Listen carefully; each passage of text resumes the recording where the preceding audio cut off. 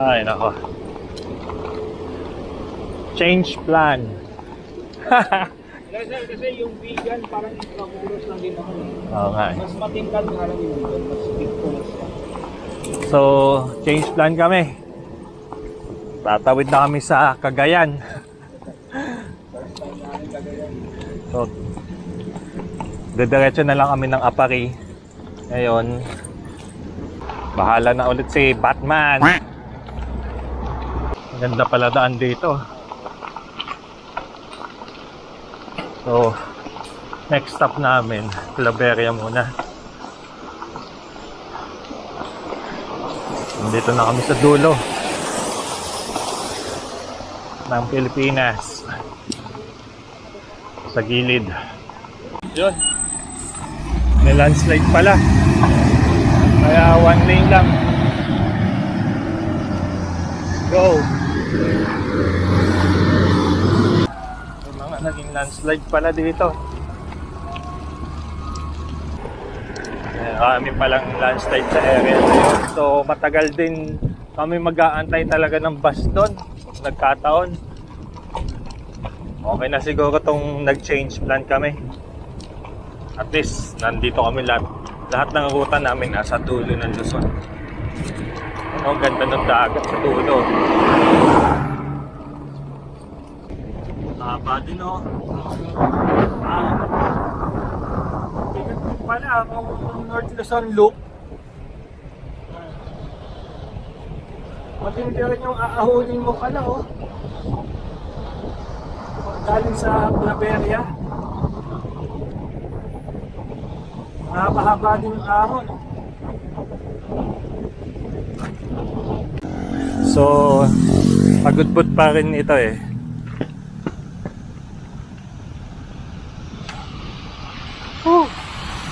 Here we go, Cagayan!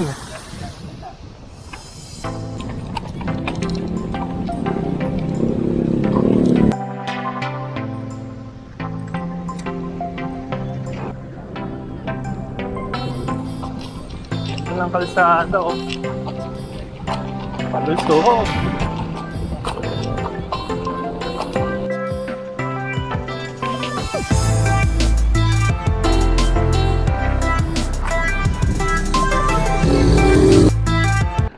Papakita na yung bundok. Papakita na rin yung ahon, no? Oh. Sana hindi wrong move tong gagawin namin ni George. So, excited kami kasi first time namin to.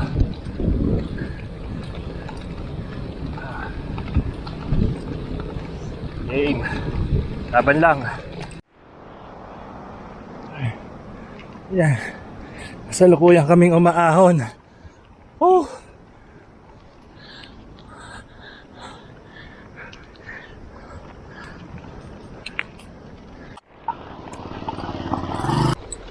Solo. Umaahon pa rin kami. Eh yun no, doon kami galing sa Pagudpod. Actually Pagudpod pa rin to eh. Yan umaahon si George mula doon sa Patapat. Nakaka 10 kilometers na kami. Yan, so, matindi rin pala yung ahon dito talaga. Tapos ayun, paahon pa rin yun. Oh. Ayan. Ayaw mo mag ano ha, ayaw nyo mag antay ng bus ha. O sige, umahon kayo. Paahon pa rin oh. Wala pa kami sa arko ng Claveria. Ilocos pa rin to, no? Oo.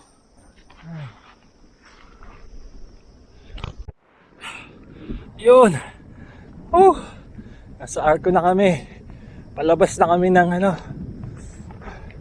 Ilocos Norte. So, ito na. Papasok na ng Cagayan.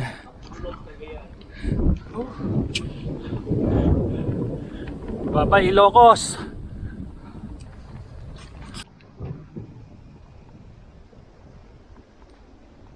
So So mahaba-habang lusungan siguro to. Kasi ang haba ng inahon namin sa kabila eh. So, mga 8 kilometers din yun. Ayan na, bumubungad na yung kabundukan ng Cagayan. No? Silipin natin.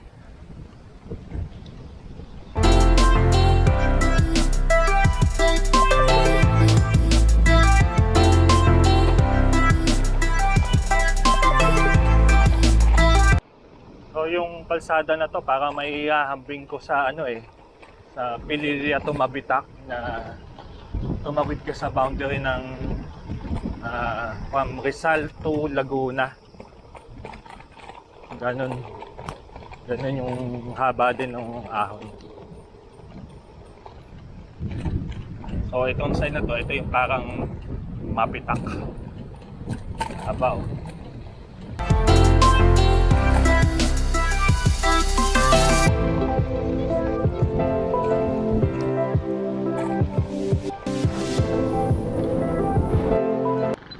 Andito na kami sa may Santa Pracedes, Claveria.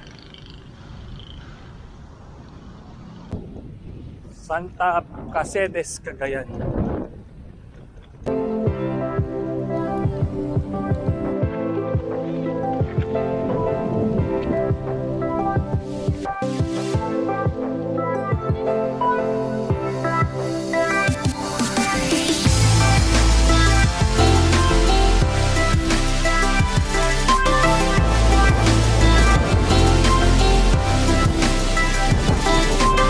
Time check, 1:03. Papasok kami sa town proper ng Claveria. Ito kami maghahanap ng makakainan. Hindi pa kami nagkatangalian. Sinalubong na naman kami ni Pipito, my friend. Pero mahina lang yung ambon. Dito na kami mismo sa bayan ng Claveria.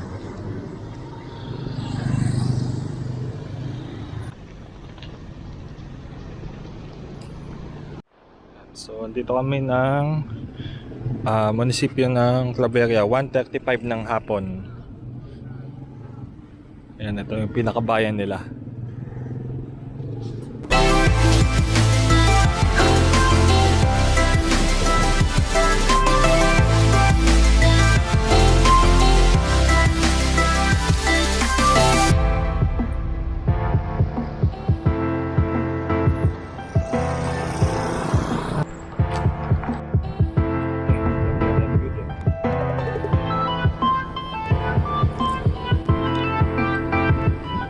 Panahon, baka naman.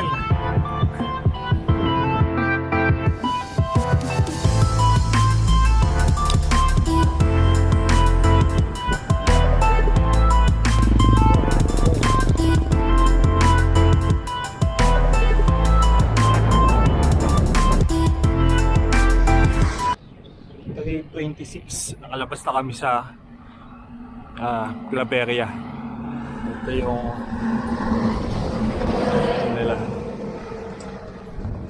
lugar nila.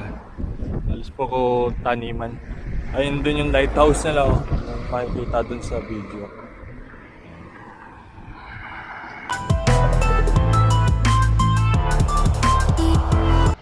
Nasa SM na kami.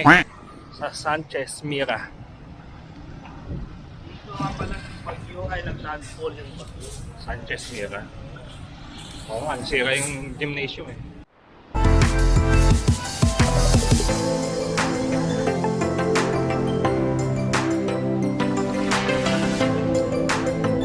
Ayun na, labas na kami ng Sanchez Mira. Ang susunod na bayan ay Pamplona na. Baka doon na kami magstay kasi 4:30 na rin ng hapon. Eh, mahirap sumugal sa lugar na first time mo lang din narating.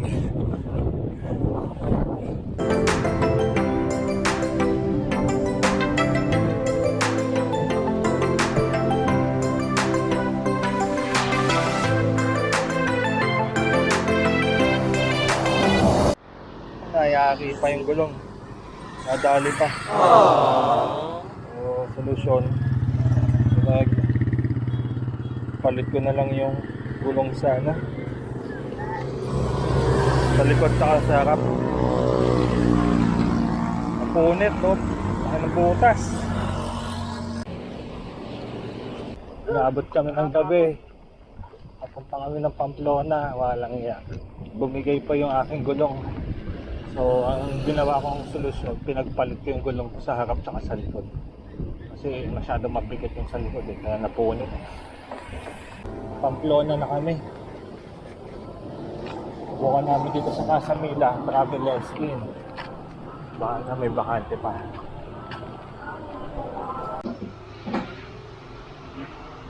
Nakakuha kami na room, 1,300.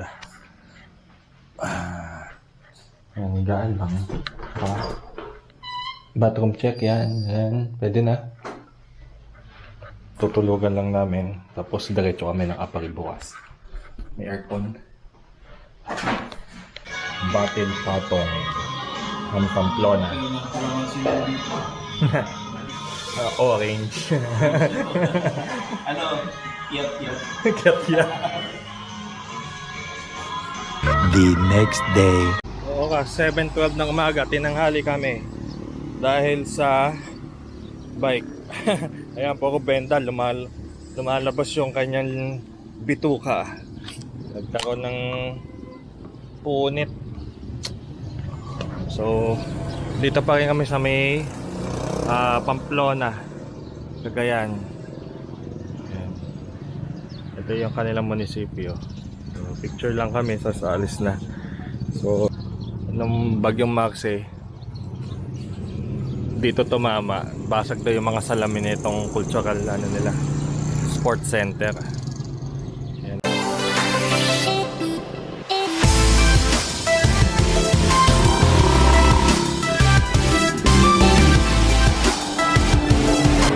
Ahon ng pilay. Sige, kahit pilay, tapusin natin yung Apari. Sana sa sunod na bayan may bike shop na. Makabili man lang ng gulong. Sana may 700C. Ay, saklap. Pumutok. Buti na lang, nasa patag na kami. Nagdadamo tayo.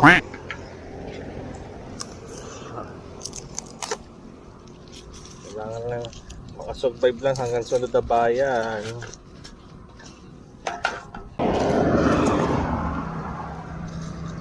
Naging tubeless, lonely people in the world. Talaga yung tubeless, lonely people malulungkot ka. Sana lang 4.5 kilometers na lang daw may bike shop na. Sana lang talaga mayroong gulong na mabili doon.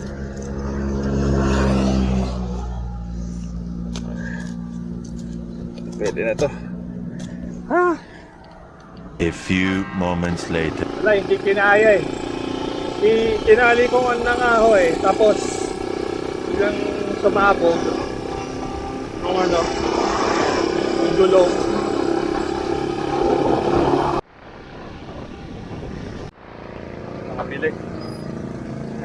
Nakabili, sinuwerte talaga. Talagang sinuswerte tayo na.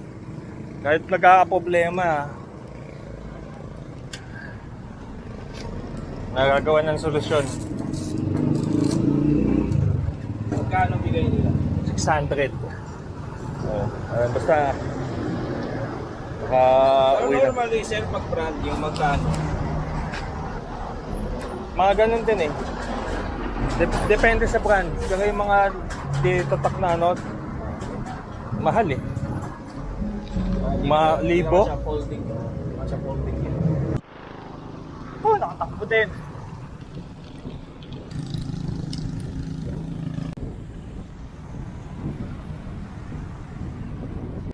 Mapagpas na kami ngayon kasi pag na 9 o'clock na 19 kilometers pa lang kami dahil sa aberya. Salamat pala dun kay Kuya na Hindi nagdalawang isip na tulungan ako. Sumabog yung interior ko eh. Ginawan ko sana ng paraan sa mga damo-damo, hindi ko kaya. Salamat pala doon ko kuya na ano, ayaw pa niya magpabayad eh. Sabi ko kahit pang merienda, gasolina man lang na. Kain muna kami bago libak. Ahon pa to. Tapos ng flat. Maraming flat ahon. Grabe yung nasalanta ng mga ano dito ng bagyo. Oh. Grabe kalbo lahat ng ano mga puno. Bagyong Maxim pa yata yan eh. Gusto mga ano ng puno eh. Dahon eh. Oh. Esteros. So, grabe ang init. Ngayon 33. Alam ba yung malamig yung simoy ng hangin pero napakainit. Amihan yata ito eh. So makakapakin na lang kami huling stopover namin sa dami na naging abarya ko. Dalawang sunod na flat, sumabog na interior, wasak na gulong. So makakita ko lang yung apari, okay na ako doon para sa birthday ride ko na to. Hindi rin talaga biro yung pag yung North Luzon Loop. Mabigat ito nga hanggang galing lang kami ng Lawag. Pero ang nagpahirap kasi sa amin yung mga aberya, bagyo. Yun. Hanggang susubukin yung alam mo pag-iisip mo kung paano mo susolusyonan yung bawat problema na kakaharapin mo. Malamig ko na. Napakainit.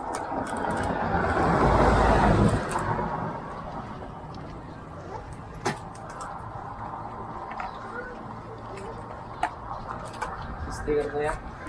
Wala eh.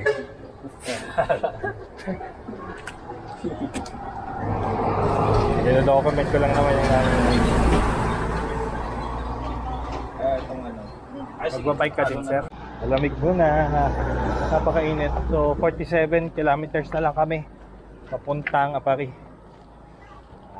Si George naman na nasumpa. Nakatingin nyo kami sa Apari. Apari na nga lang yung pangarap namin eh. Nade-delay pa.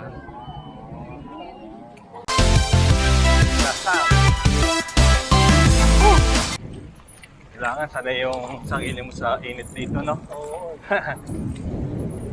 Ganda tayo dito ng ano, hindi nag-heat training. Dito na tayo malapit sa boundary. Apari, ito na yung tulay. 38 kilometers pa papuntang Apari.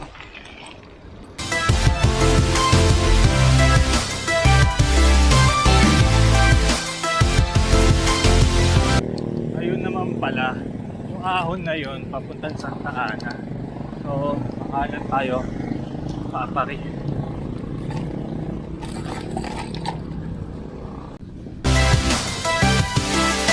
Lalo.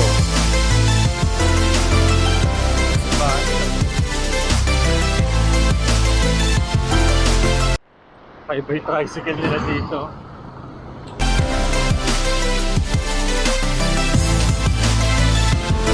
Sa bayan ng Alaman, Lugay.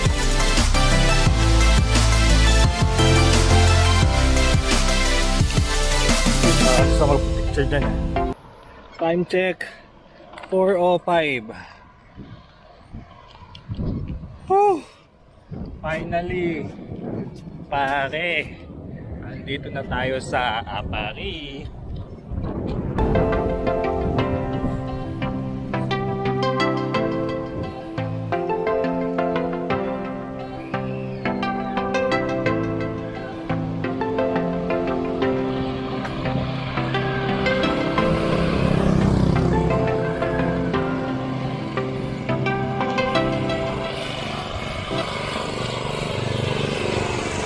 Tinawid lang ako sa Apari.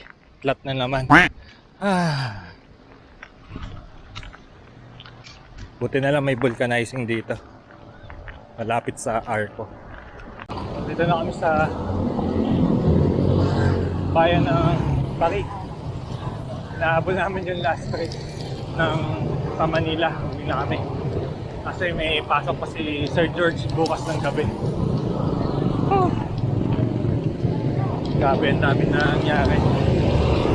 Hindi inaasahan. Extended lahat ang ano. Hindi ko makakalimutan tong birthday ride ko. Oh, salamat pala kay Sir George na kasama ko sa ride na to. Makakapagpa-picture pa kami sa yung beach nila. Nayaga kami ng kontaktor. Malapit lang pala dito. Paul! Yun na, ang dulo.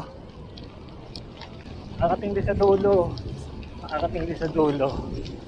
Oh, dulo. Dulo ng Luzon. Dulo ng Luzon. Nakakating din sa dulo ng Luzon. Jane, picture na, dali. Ha? Chinex ko yung kontaktor.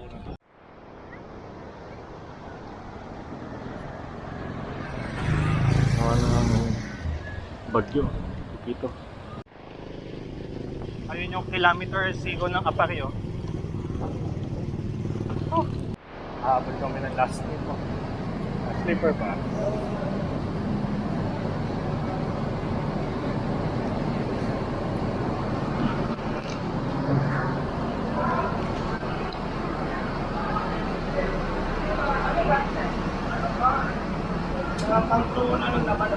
Pero lawak talaga kami galing. Kaya lang po.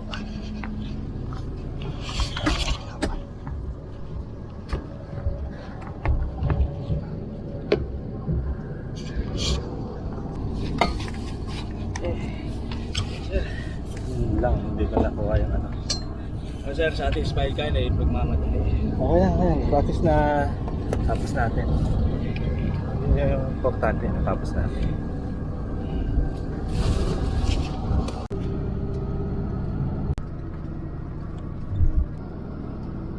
Ito yung palabok. Mo ko. Yan. Kain mo na kami ni Sir George. Palabok. Kain. Ito kami ni Sir George sa Quiapo. So, salamat lang muna sa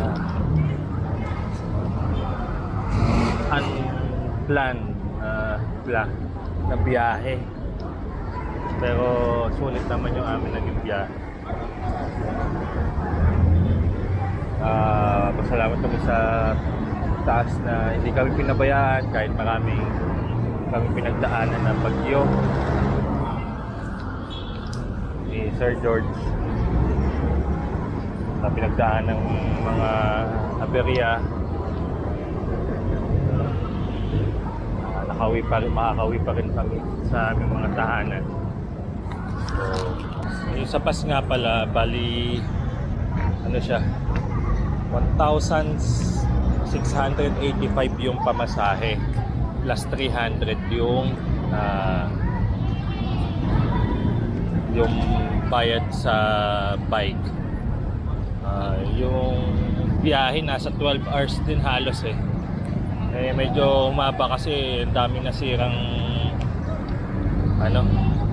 daan sa Nueva Vizcaya ata yun. Na-traffic kami doon. So, salamat Lord hanggang sa muling pagpadyak. to? Sabi mo sa ating ride. Great. Kahit hindi planado, no? Ito, Pero enjoy naman. siyempre. So, yung guide namin, napunta sa Apari. Apari, naubos ang aming money. Yahoo!